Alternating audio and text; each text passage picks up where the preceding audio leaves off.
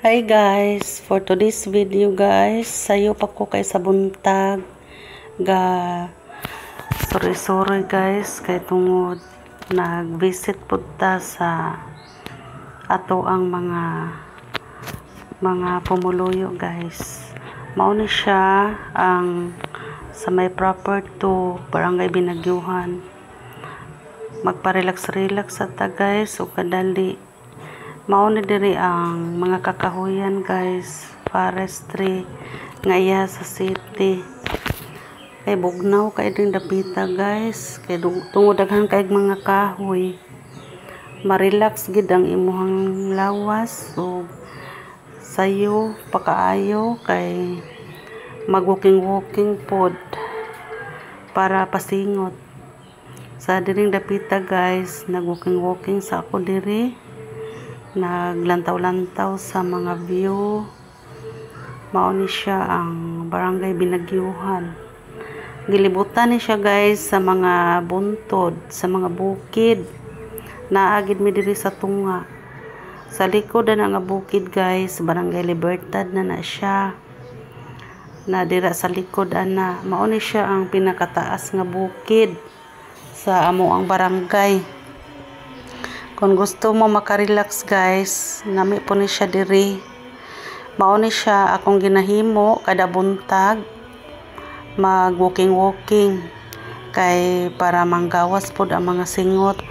Kay usahay permirata nga naa sa landong, wala pod ta usay kapasingot. Diri guys may mga kakahuyan na diring dapita. Nami kay perting bugnawa. Usahay kung gusto ka makarelax, pwede ra ka diri o makapasilong. Sa diring dapita guys, naglakat-lakat ko. Nag-video guys. Mao ni siya ang buntod sa amua. Ang diri padulong na ni siya sa proper. Ang diri nga side, mao ni siya ang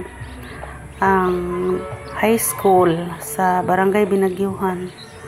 Ang kani siya nga mga kahoy guys, dugay na ni kaayo guys.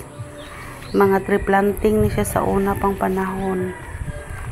Sa mga bata o sa mga estudyante o sa mga barangay pod nga mga barangay staff, naka tree planting po mi diring dapita.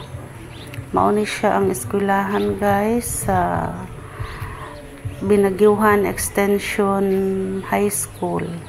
Extension pa ni siya sa Tamlang National High School. Na diri nag-walking ta kay mo pauli na. Mag-walking sa ta sayo sa buntag. Kay mo pauli na po ko diri dapit. Mao ni siya guys ang dalan sa padong na ni siya sa amoang balay likod. Mulakat ra ko guys kay nami kayo ang panahon. Thank you for watching. Bye bye.